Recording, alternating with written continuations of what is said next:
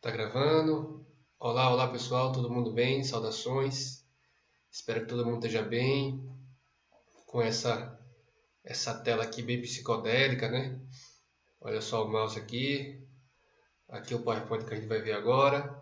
E hoje nós vamos continuar falando sobre pegada, falando sobre pegada ecológica. De repente eu posso gravar um vídeo sobre isso, mas eu quero proceder e falar sobre pegada hídrica. Então, para começar, roda a vinheta.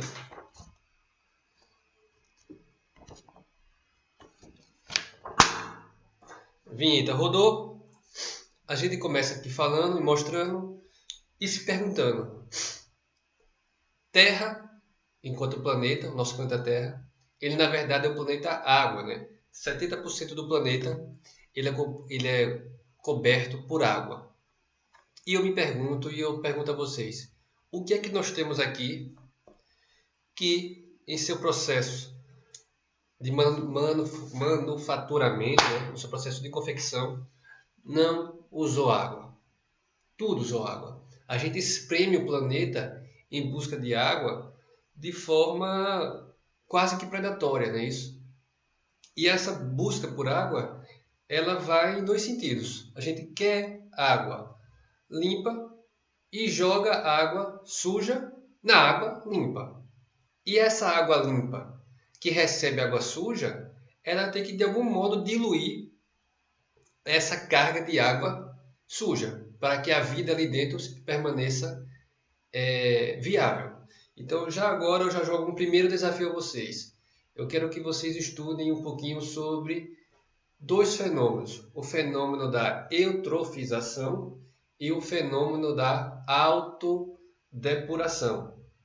Eutrofização e autodepuração, beleza? Vamos estudar isso aí, depois jogar lá no nosso fórum, no nosso chat, no Moodle, para entender que vocês realmente pesquisaram isso. Então, retomando, o que é que nós temos no planeta que não usa água? Nada em efetivo. Nada.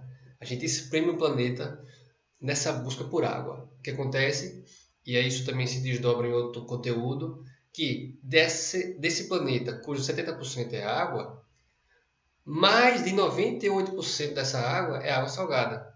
É uma água que requer N processos para que ela seja viável dentro dos trâmites industriais e também, em nada, ela diretamente é utilizada na produção de culturas. Então, o que nós temos é que também tem alguns processos ali, osmose reversa, entre outros, para que essa água seja viabilizada na produção de alimentos vegetais, que é muito dificultoso e muito caro. Então, se você usa procedimentos caros, esse, esse valor ele adentra no preço final do produto que nós estamos buscando, não é isso? Deixa eu só garantir aqui que está sendo gravada a aula. Tá. Então, vamos falar sobre pegada hídrica. Quanta água é gasta para fazer cada produto? Quanto a gente está utilizando para fazer um automóvel? Os N processos, as N etapas da construção civil. Soja, o exemplo daí, enquanto uma cultura entre várias: soja, trigo, milho, feijão, arroz, coco. Mais para frente a gente vai falar um pouquinho sobre coco, né? A gente aqui no sertão paraibano, na região de Sousa. Minérios, o processo de extração e lavagem dos minérios, né? A própria produção do petróleo, quando o petróleo fica difícil de ser captado, a exploração, né, o processo de exploração do petróleo, injeta água e aí você satura, né, aquele ambiente lá embaixo de água e aí se mistura com o petróleo e aquilo ali inunda e volta, retorna para a superfície nessa mistura água-petróleo. Então você injeta água e recupera água e petróleo. Enfim, e tudo isso, toda essa conjunção de produtos que se utiliza a água na sua produção, né, a gente vende. E muitas vezes a gente não está vendendo com preço atrelado àquela água que foi consumida. A gente já pode fazer essa pergunta rápido. Quanto a gente usa, quanto a gente paga para comprar um coco na busca por beber a sua água? Pensem aí. E quanto a gente gasta de água para irrigar o coco por dia? Você acha, e entendendo que o coco ele tem que, né, passar não sei quantos meses até produzir o pé de coco, o coqueiro, até produzir os primeiros cocos. Então, quando você compra o coco para beber a sua água, você paga a água que irrigou o coco? É bom a gente pensar nisso. Então, o Brasil tem o Dia da Pegada Hídrica, dia 19 de março, um dia muito fácil de decorar. Por quê? Porque dia 17 de março é o dia do aniversário de Aracaju, Sergipe, cidade onde eu nasci. Dia 18 de março é o dia do meu aniversário. E dia 19 é o dia da pegada hídrica. Não tem como esquecer isso mais, né? E aqui a gente já começa mostrando e viabilizando algum susto, né? Nós temos aqui um livro em inglês, The Water Footprint Assessment Manual, Setting the Global Standard. Então, o manual de análise da pegada hídrica, né? Padronizando uma avaliação global. Então, um livro aqui de 2011, um livro já antigo, mas veja o valor dele aqui, R$ 447. Então as pessoas estudam isso, as pessoas estão dispostas a pagar isso. A gente não está falando isso aqui porque não tem outro assunto para dizer. Isso aqui em si fala muita coisa, né? Então, esse livro ele dá, né, os processos de análise para configurar metodologias para indicar a análise, para indicar a pegada hídrica, né? Ele mostra como calcular a pegada hídrica em processos individuais e de produtos, né? Focando ainda consumidores, nações e empresas, enfim. E aí contém ainda, a gente vai falar daqui a pouco, processos de detalhamento para calcular a pegada hídrica verde, azul e cinza, e ainda trata de alguns fatores de sustentabilidade na pegada hídrica dentro da bacia, da bacia hidrológica, né? Na qual essa ou aquela empresa está sedimentada. Também um outro livrinho aqui, Water Footprint and Virtual Water Trading in Spain, né? Pegada ecológica e água virtual e negócios de água virtual na Espanha, um livro bem baratinho, né? Na ordem aí de R$ 1.350. Então, repito, as pessoas estudam isso, as pessoas levam isso a sério. E eu espero que com isso, com esse choque, né, de realidade, de encontrar um livro por R$ 450 e encontrar outro livro por R$ 350, isso fixe na cabeça de vocês um meio pela qual a gente pode discutir, um meio pela qual a gente pode iniciar processos de investigação para que nossa mente, isso que nós temos aqui no meio da orelha, se desenvolva. Não é isso? A gente só quer desenvolver, a gente só quer caminhar. E, no caso, o curso técnico em meio ambiente proporciona esse desenvolvimento a partir de estudos e investigações de meio ambiente, certo? E aí, como a gente falou lá atrás, 70% da água do planeta, 70% do planeta é água, 98% é água salgada e sobra ali 1,5%, 2%, né, considerando aí, né, esse arredondamento de água doce. Só que, se nós levarmos em consideração a água doce dos rios, que é outra questão muito fundamental, né? Quantos por cento de água doce realmente nós temos em rios? Será que nós temos mais água doce em rios ou em lagos? Será que nós temos mais água doce em rios, lagos ou nos lençóis freáticos, no subsolo? E se a gente pensar nas nuvens, né? O H2O, a água em seu estado de vapor. E se a gente considerar ainda as geleiras do Polo Norte, do Polo Sul e no topo das montanhas. Quem tem mais água doce?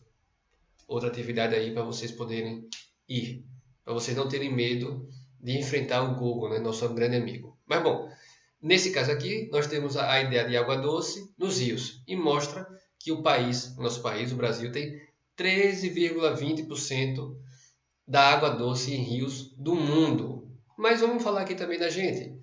O Brasil em si é um país pequeno? Não, né? País gigantesco.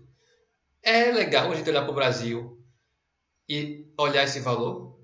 Você traz esse valor para a sua realidade, aqui no sertão do Rio Grande do Norte, no sertão potiguar, no sertão paraibano, no sertão cearense, no sertão pernambucano? Não trazemos, né? Essa realidade aqui, ela está muito atrelada ao norte do país, à bacia do Rio Amazonas, que é uma coisa estúpida, né? Uma quantidade absurda de água doce que adentra o oceano e alcança ainda 50 quilômetros, você ainda consegue ter água doce dentro do mar. Então, quando a gente olha para o Brasil, é sempre muito interessante a gente entender as configurações continentais do nosso país. Esse valor aqui, ele não é representativo da gente aqui no Nordeste, beleza? Sempre vamos focar isso aí. Do mesmo jeito que, não, essa informação tá boa, vamos seguindo. Então, quando a gente fala de pegada hídrica, a gente tem que olhar sempre a ideia da nossa vida, da vida dos diferentes produtos, aqui tem petróleo, né? Como um sistema. O que é esse sistema, afinal? O sistema é o entendimento de um conjunto de processos que, ao ser provocado por uma entrada, ele responde com uma saída. E disso nós temos também, de forma transversal, né, um fornecimento de energia e também o entendimento de que há perdas.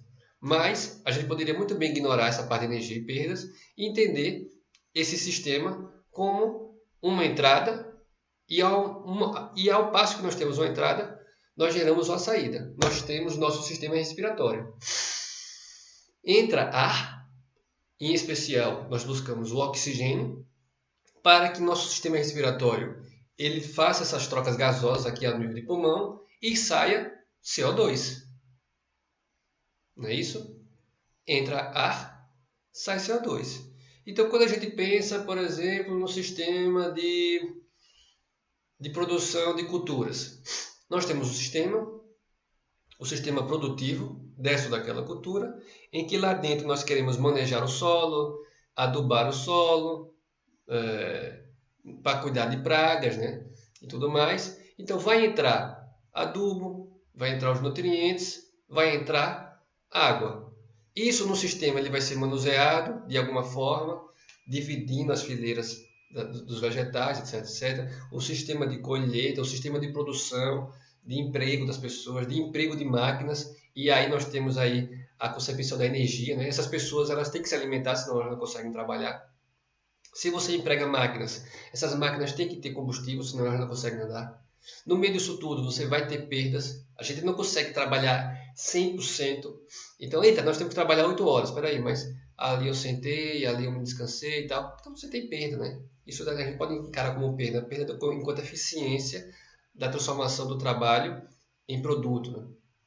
E aí sai. Se a gente está falando aqui de uma produção de milho, vai sair milho. A produção de soja vai sair soja.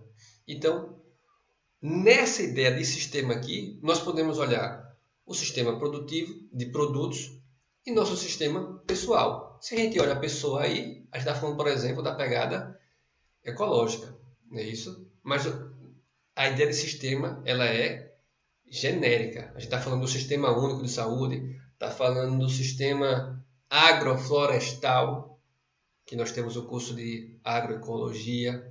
Nós estamos falando dos sistemas do corpo humano, digestivo, respiratório, digestório, né? Entre outros. Então vamos sempre entender isso aí, certo? E no caso de pegada hídrica, nós vamos estar relacionando muito a ideia de produto. Então, o que é que a gente tem que entender logo de cara sobre o que é a pegada hídrica? A pegada hídrica, vou até voltar aqui. A pegada hídrica, ela vai ser justamente essa entrada de água no sistema. Quanto de água entra no sistema para que você tenha um produto? Essa é a pegada hídrica do produto. Beleza? Quanto de água entra no sistema para a manutenção de sua vida? Quando você em sua vida está preocupado em comprar muito sapato. Mas que sapato é esse? É um sapato de couro? É um sapato de tecido? Está comprando muito jeans? Está comprando muita roupa, mas é uma roupa de algodão? É uma roupa de poliéster? Quanto de água você tem que usar para produzir o algodão?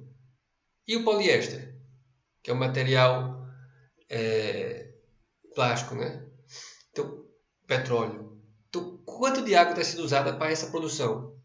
Se eu entendo isso, eu estou pensando na minha blusa de algodão, então a minha entrada lá atrás do consumo de água, ela se inicia por quanto de água é necessário para irrigar o algodão.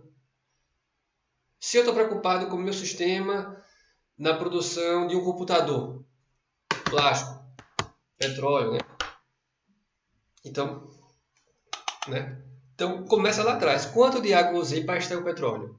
Extrair o petróleo. Como foi que eu dividi o petróleo em diferentes camadas até ter aquele produto de petróleo que é interessante para que eu faça o meu mouse? Quando eu peguei esse produto, né? Essa cadeia de carbono, fui para o processo industrial. Eu usei água lá também, né? Então você tem que pegar todo aquele consumo de água desde o início, desde irrigar o algodão, peguei o algodão para ir para a indústria, para fazer a camisa, desde pegar o petróleo, peguei o petróleo, separei os componentes do petróleo, separei, peguei aquela parte que é do meu interesse, levei para a indústria processou aquilo ali em seu sistema e aí sai um mouse. Quanto de água foi usado nisso tudo? Então, a busca por isso, ela leva ao entendimento de que há 3 tipos de pegada hídrica. A pegada hídrica verde, azul e cinza. E aí é muito simples, é muito rápido, é muito direto. O que é que a pegada hídrica verde diz? A pegada hídrica verde diz que é o volume de água da chuva utilizada pelas plantas nos processos agrícolas da cadeia produtiva. Então, eu tenho lá minha plantação de algodão, que eu quero depois vender para fazer camisas. No caso aqui, eu peguei um exemplo da calça jeans. A gente vai falar lá atrás, lá no fim, sobre um documentário que eu quero que vocês assistam, que fala da produção de calça jeans. Então, você tem lá a plantação, vai chover, opa que bacana, a própria chuva já vai irrigar a sua cultura e os pezinhos de algodão vão nascer felizes e alegres, né? E você não vai precisar irrigar.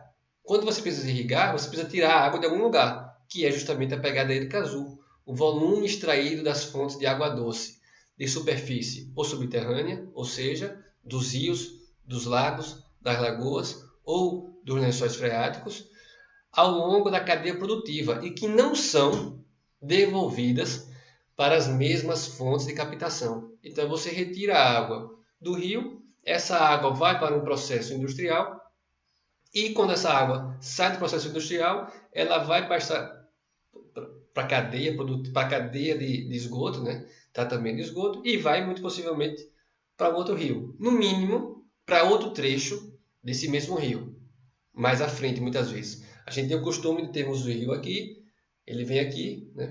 Então, aqui a água vem limpa, eu tiro daqui, uso no meu processo, sujo e faço o quê? Jogo ela lá na frente. Como é que seria o ideal? O rio vem aqui, eu tiro a água do rio, sujo ela e jogo ela para trás. Por quê? Porque isso me obriga que eu faça um tratamento muito bom para que essa água retorne. E quando essa água retorna para o rio, nós temos aí então a pegada hídrica cinza, que é o volume de água necessário para a natureza assimilar o efluente que foi devolvido após os processos em toda a cadeia produtiva. Então já brinquei assim com vocês, né? Quem aqui já tomou banho de piscina? Todo mundo. Mas quem aqui já fez xixi na piscina? Acho que todo mundo também. Mas você entendendo isso, que você está na piscina ali com algumas pessoas, eventualmente algumas pessoas estão fazendo xixi na piscina, você sai da piscina? Você não sai. Por quê? Porque você entende que a piscina, enquanto um volume de água limpa, ela é capaz de diluir e assimilar aquele xixi. Então você simplesmente não percebe que a piscina ali é xixi com água. Não. É muita, mas muita água e um pouquinho de xixi, que você nem liga. Você nem liga. Então, recapitulando, a pegada hídrica verde é o consumo de água direta da chuva. Choveu. Se nós tivéssemos um ambiente natural, essa chuva cairia na floresta, seria captada pela floresta, nós favoreceríamos o processo de filtração da água, essa água iria para os lençóis freáticos, ia ficar lá embaixo, abasteceria os rios, nós teríamos um processo contínuo de erosão do solo por causa das florestas, mas não é o caso, porque você vai ter culturas. Então as culturas elas estão ali em processo, em sulcos, né, muito bem divididas. Então quando aquela água da chuva cai, ela favorece muitas vezes a processos de escoamento por aqueles sulcos, né, por aquelas divisões entre as partes das fileiras das plantas, e aí eventualmente carrega consigo muita erosão, no caso. Enfim, então pegada hídrica verde relaciona-se com o uso da água direto da chuva. Pegada hídrica azul, o consumo da água doce, superficial, subsuperficial, rios, lagos, açudes, reservatórios, né? Entendendo sempre que todo açude ele é um trajeto em um rio que foi barrado, e a pegada hídrica cinza é entender que todo o processo vai gerar um efluente, vai gerar uma espécie de água suja, e essa água, esse esgoto de alguma forma, ele tem que ir para um ambiente natural, e o ambiente natural tem que ter uma quantidade de água capaz de fazer com que aquela água suja ela seja assimilada. Ou seja, na piscina tem gente fazendo xixi, mas você não sai dela, você fica lá. Ou seja, no rio tem um monte de peixe, tem um monte de tartarugazinha nadando, tem um monte de camarãozinho, tem um monte de plantinhas. E quando você joga aquela água suja, os peixes vão continuar vivendo. As tartarugas vão continuar vivendo. Porque a quantidade de água que tem lá é capaz de assimilar aquela água suja. Certo? Agora o que nós temos que entender? Que nós temos que pensar logo de cara em processos eficientes do tratamento desse efluente. Quanto mais bem tratado esse efluente, menos água a gente precisa para assimilá-lo. Ou seja, menos você exige do corpo hídrico natural. Então aqui eu mostro só uma figurazinha rápida para a gente entender lá para o lado de lá da Ásia como é que está o consumo de água azul e de água cinza. Água azul, essa bola verde, e água cinza, essa bola branca. E vermos aqui, né, como apesar da diferença da circunferência da China e da Índia, o consumo de água cinza delas é quase que bem aproximado, né? Inclusive aqui pegando da Rússia. Mas, na percepção do consumo de água azul, veja como a China ela é gigantesca, né? O consumo de água daquele lugar. E veja aqui também, por exemplo, o Vietnã. Né? O Vietnã tem muitos rios ali dentro, né? O próprio Laos e tal. Enfim, eu achei essa figura muito interessante. Queria passar para vocês. Então, aqui a gente vê uma coisinha mais evidente. Né? Na hora de fazer uma cerveja, para cada 1 litro de uma cerveja, foram consumidos lá atrás 5,5 litros de água. Para cada 1 quilo de arroz, foram consumidos 2.500 litros de água. Para cada 1 quilo de manteiga, foram consumidos 18 mil litros de água. Você vai dizer, opa, como assim? Pelo amor de Deus. Claro, veja, na hora de fazer, de onde vem a manteiga? Do leite. E quem é que faz o leite? A vaquinha. E o que é que a vaquinha come? Pasto, soja. E como é que essas coisas nascem? Com água. Então, quando você pega o consumo de água, que vai fazer nascer as plantas, que vão dar comida à vaca, e quando você pega o consumo de água da vaca, que bebe água, que toma banho, que na hora de processar o leite, tem algum processo de lavagem ali dentro, e aí sai o leite, aquele leite vai para não sei na onde, e tem o processo de separar a nata, e aí vai pegar aquela parte que vai misturar com outra coisa, com água, para finalmente dar manteiga. Quando você pega isso tudo, deu 18 mil litros de água.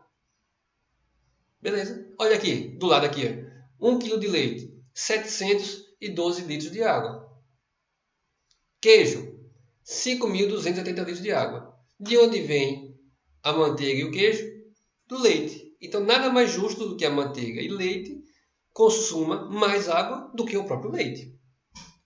Batata, 132. Carne de boi. Então, para cada 1 kg de carne de boi, nós estamos consumindo aí 17 mil litros de água. De novo, você quer fazer o boi? Quer, mas o boi comeu o quê? De onde veio a comida do boi? Não teve que ter água lá?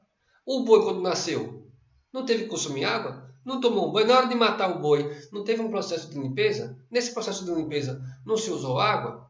Então, quando você pega o boi, que vai ter não sei quantos quilos, e divide aqueles não sei quantos quilos por não sei quantos mil litros de água que ele usou, você vai ter essa relação que para cada 1 quilo tem um consumo de 17 mil litros de água. Essa é a água virtual. É algo que a gente não vê, é algo que a gente não sente. Quando a gente sentou lá e comeu 200 gramas de carne, ou seja, 1 quilo dividido por 5, você consumiu quantos litros de água? 17 mil dividido por 5. Vai dar o quê? 3 mil e alguma coisa de litros, por causa daquelas 200 gramas de carne. Não é isso? Banana, carne de frango. Cada 1 quilo da carne de frango deu 3.700. Da mesma forma, de onde veio a ração do frango? Consumiu água. E o frango quando foi nascer? E o frango quando foi abatido? E a limpeza da granja do frango?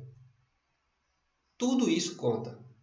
Qualquer água que você consuma, essa água tem que ser contabilizada, colocada no papel, para que lá na frente a gente faça um cálculo, para que a gente perceba o quanto de água a gente está usando nas diferentes etapas da nossa vida, ao consumir os diferentes produtos.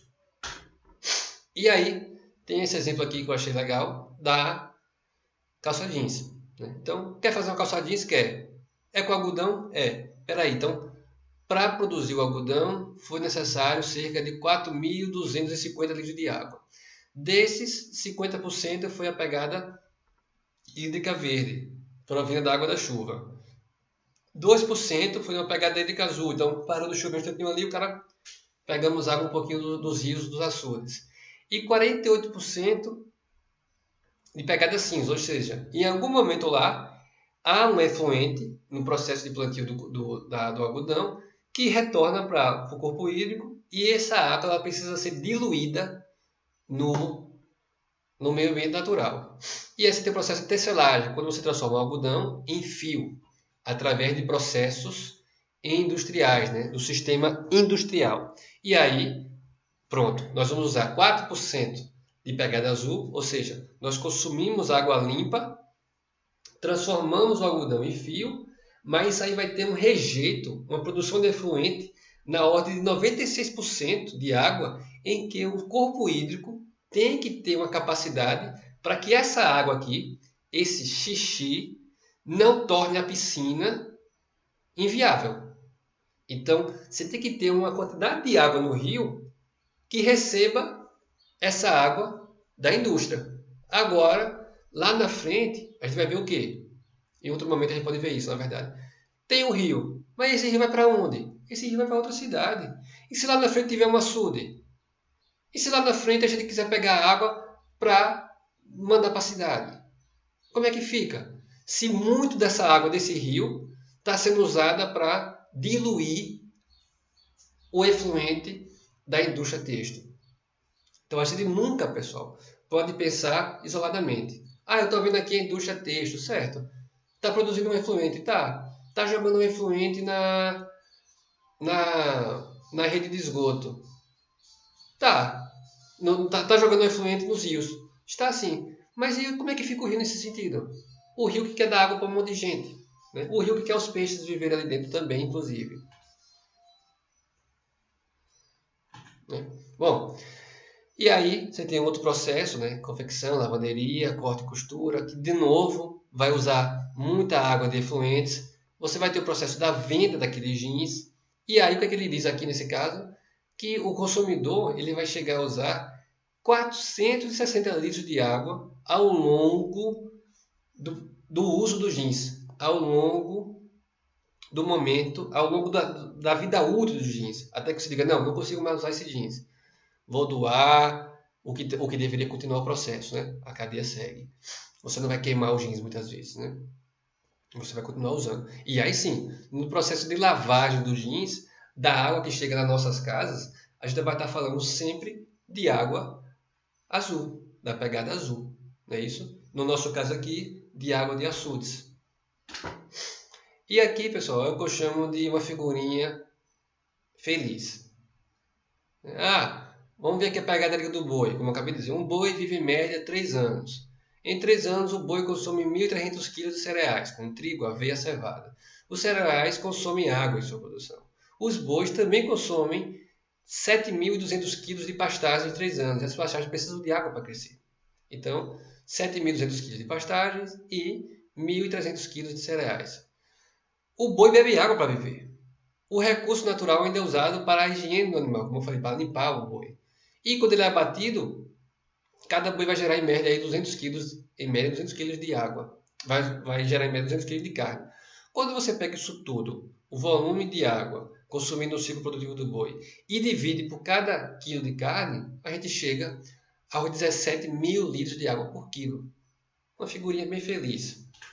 Eu particularmente gosto mais dessa, eu acho essa mais interessante, né? Então você vai ter aqui um animal no sistema industrial que leva em média 3 anos até ser abatido, que produz cerca de 200 kg de carne. Esse animal chega a consumir 1.300 kg de grãos, associados a 7.200 kg de feno e silagem, um consumo indireto de água na ordem de 3.100 litros de água, mais um consumo direto de água na ordem de 24.000 litros de água para beber ao longo de 3 anos e 7.000 litros de água para a manutenção do animal, para limpar, para banho, etc. Então aí você vai ter um total de 31.000 litros de água. Desculpa, aqui é 3 milhões, né?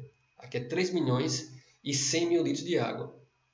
Então quando você soma 3 milhões e 100 mil com 31 mil, você vai ter aí a ordem de 3,1 milhões de litros de água. Quando você pega esse valor aqui e divide por 200 quilos, a gente chega também em uma outra média aqui na ordem de 15,5 mil litros de água por quilo de carne bovina. Eu acho essa figura muito interessante, né? É uma maneira de a gente ver essa imagem muito feliz e observar como um fluxograma, né? Como uma cadeia de acontecimentos. Eu acho mais interessante essa. E aqui, uma relação que eu acho bem interessante, que é o quê? Por partes. Nessa primeira linha, a gente vai ter a produção do vegetal.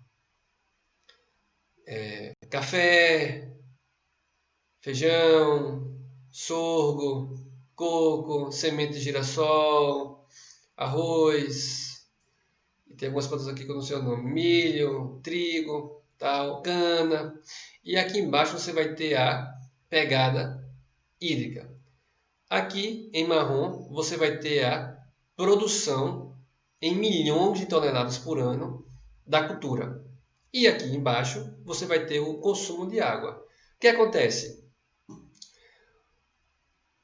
Essa maior pegada aqui é por quê? Porque você tem uma produção pequena de 3 milhões de toneladas por ano, associada a 86.500 milhões de metros cúbicos de água por ano. Então, quando você faz essa relação aqui da divisão do consumo de água pela produção, você vai ter uma pegada muito grande. Quando você vem para outra ponta aqui, o que é que você vai ter? Você vai ter um consumo que é maior, né? Você vai ter aqui 22 milhões de metros cúbicos de água, diferente dos 22 milhões não, meu Deus. 220 milhões de metros cúbicos de água, muito diferente dos 86 aqui, mas uma produção muito mais gigantesca para o caso aqui da cana-de-açúcar. E por que eu separei aqui o coco? Porque o coco tem uma pegada hídrica muito grande. Por quê? Porque ele exige muita água e produz pouco. Ele está exigindo aqui 130 milhões de metros cúbicos de água para produzir 51 milhões de toneladas. Se a gente vir para cá, por exemplo, como eu falei na cana-de-açúcar, nós estamos falando aqui de 220 milhões de metros cúbicos de água para produzir 1.300 milhões de toneladas. Você vai ter que multiplicar aí milhões por mil, né? Vai dar um número gigantesco. Por isso que a cana-de-açúcar tem uma pegada hídrica pequena, né? Tem uma pegada hídrica de 175 metros cúbicos de água para cada tonelada de produção de cana-de-açúcar. Por outro lado, o coco ele vai ter um consumo de 2.545 metros cúbicos de água para cada tonelada de coco. É só a gente vir aqui, pessoal, na legenda, metro cúbico por tonelada, beleza? Não faz medo isso aqui não, certo? Sem medo.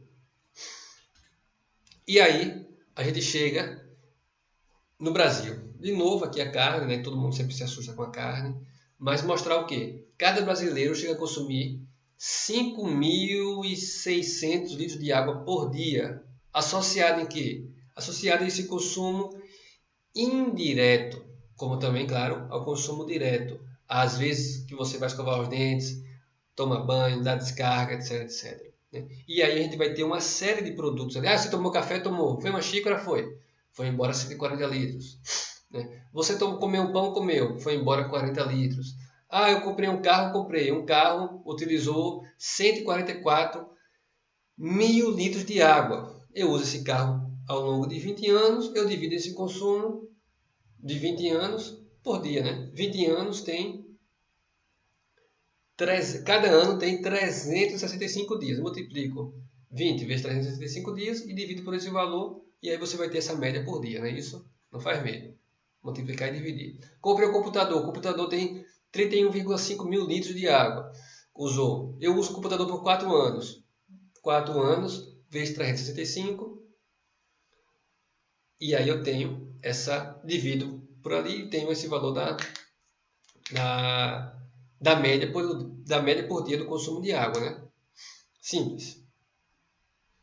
Que eu acho interessante que nós vejamos isso aqui. Essa é uma figura também que eu acho muito interessante, mas que também, mas só para a gente ver, né? Como é um trabalho que requer muita atenção, muito cuidado de fato, né? Nessa percepção do consumo de água, né? Quando ele fala aqui que cada galão, e a gente vai ter que ir lá e ver quantos litros de água tem no galão, né?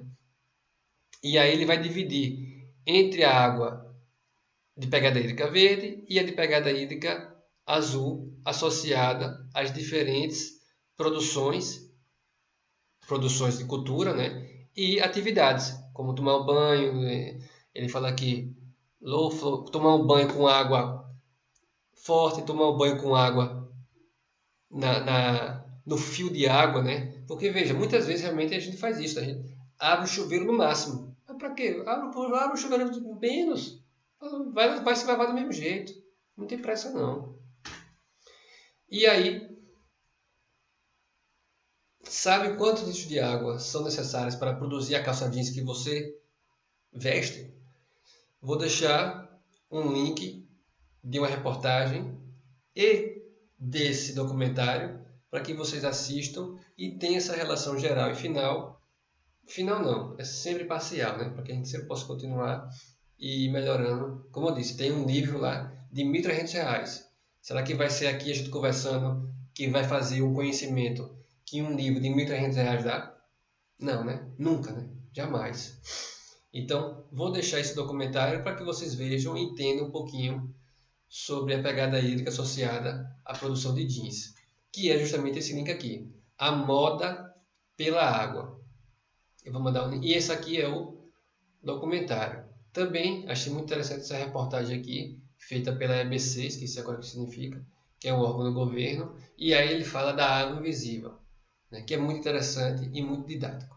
Beleza? Então, a gente termina por hoje, sem muito segredo, sem muito alarde, pegada hídrica. Espero que vocês sigam em frente, percebam que tem muito a estudar e vamos ver essa tela aqui como é interessante. Então, fechou. Roda a vinheta.